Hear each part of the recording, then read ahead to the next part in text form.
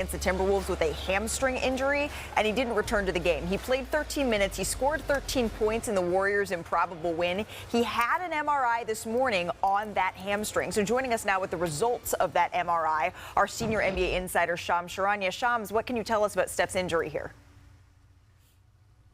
Stephen Curry has been diagnosed with a grade 1 left hamstring strain. I'm told he is expected to miss at least a minimum of 1 week. So he's going to be out games 2 through 4 in this Warriors-Minnesota Timberwolves series. And this is the first time, Malika, that Stephen Curry has a muscle strain in his 16-year NBA career. He's missed 245 games over 16 years, but this is the first time with a muscle strain. So he's never been through a rehab quite like this. And as Steve Kerr said last night, hamstrings are tricky. This is something they're going to have to be very careful of.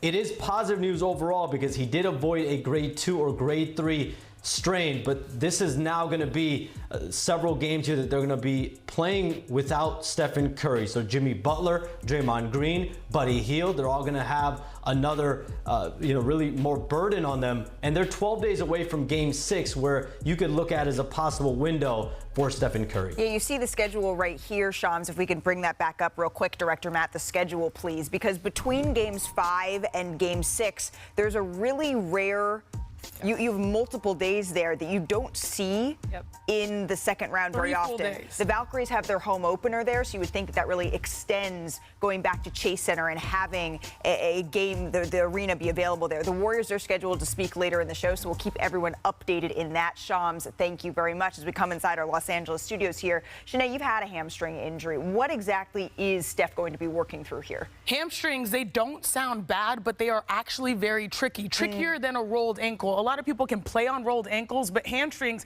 they really inhibit your mobility. Your ability to stride is very difficult because you lift up your leg and you feel it. You feel a pull. And also, I think it's really tough for Steph Curry because he's really predicated a lot of his success on his feet, on his movement. Game 7 versus the Rockets, he ran 1.97 miles, the most of his playoff career. This is affecting Steph Curry's game, his bread and butter. A lot of people think he gets all of his great shots. This is game 7, 0.99 actually. Look, he gets a lot of his shots through his hands, right? His form, no, it's actually his feet, the way he moves. So this is all about, protecting his ability to come back maybe later on, but still hamstrings, don't sleep on them. They're trickier than you think.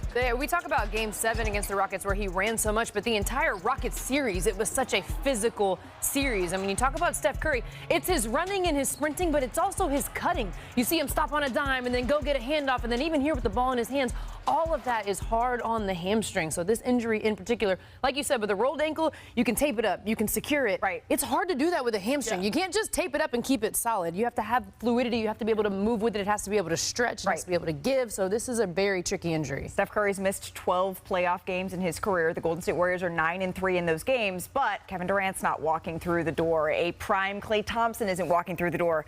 But hey, Jimmy Butler and Buddy Hield are. There are still games to be played, and the rest of the Warriors, they had a tall task without Steph Curry, and yet some way, somehow, they found Draymond Wardell Green in this game.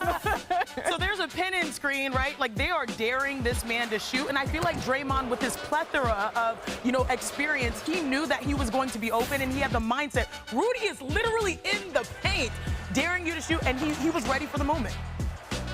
Draymond Green taking it on himself here without Steph Curry in the lineup, but it would take a little bit of everybody. Yeah, I mean, this is what the Warriors offense is based off of, right? Spacing, ball movement, cutting, and give Draymond Green credit, not just for the offensive production, but for the emotional regulation, for everything we have seen from Draymond Green. His leadership was huge. This man went 4 of 6 from three-point range in the first half, and then Buddy Hield, he really picked it up in the third quarter, Shanae. Yeah, what I love to see from Buddy Hield is that he's doing it in a variety of ways. In previous playoff series, he's been on the bench. I think he makes the most of this moment. You know what? He said, I work too hard to fail, right? He's really confident, and you're seeing it in his shot. He had 11 points in the third quarter. Going ahead to the fourth here, it was all about playoff Jimmy. This is what you get in Jimmy Butler. I know we can't sing, but there's a famous song, Closing Time. That's why you have him. You put your chips in the middle of the table to be able to make a trade to help for the non-Steph Curry minutes. Check out this counter at the bottom of your screen, Andrea. It's because Jimmy Butler scored or assisted on every bucket for Golden State in in the fourth quarter of this game. There's so many things that Jimmy Butler can do. He plays in attack mode. He's always looking to score, but he's also looking to find his teammates. When he's aggressive, it creates opportunities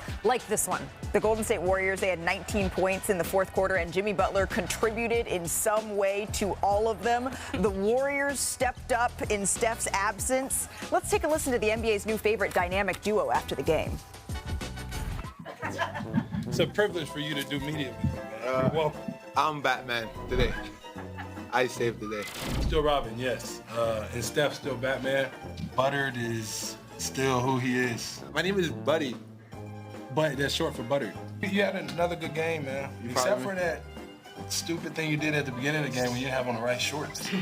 Jimmy switches out. It was Jimmy's fault. Okay. You saw what happened when you shot a layup in the first quarter? This is a point-blank layup. Smokey Robinson, that's exactly what you did. We had to make sure he got his joy back. Because somehow he lost his joy. We're not going to say where he lost his joy, but somehow he lost his joy. Why do you keep doing this?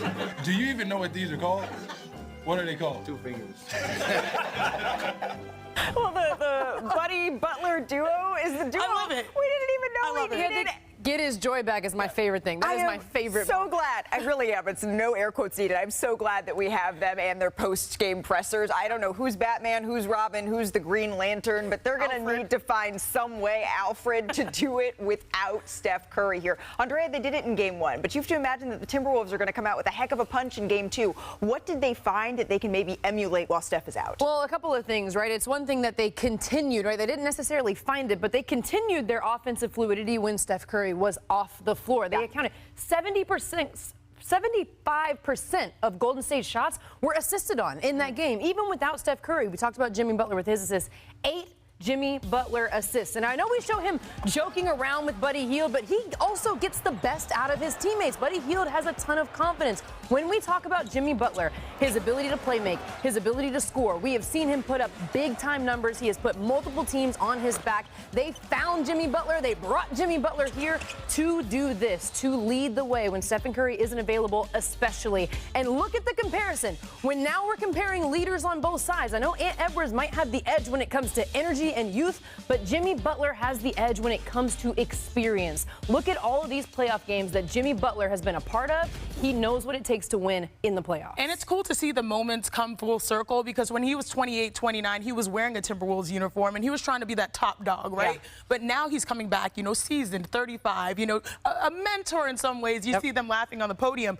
But I think we can all agree we did not have the Draymond Green offensive game on our bingo card. Absolutely not. But we absolutely knew that the defensive game was going to show up and be there. And it's been there the entire postseason, because if you look at these numbers with the Golden State when it comes to their wins, they have held their opponents to 92.2 points per game this postseason. That's the best in the NBA. Their defense has been locked in, and that's largely Draymond Green. He is accepting the challenge. We talked about it yesterday, going up against Rudy Gobert. I love the words that you just said, Andrea Carter.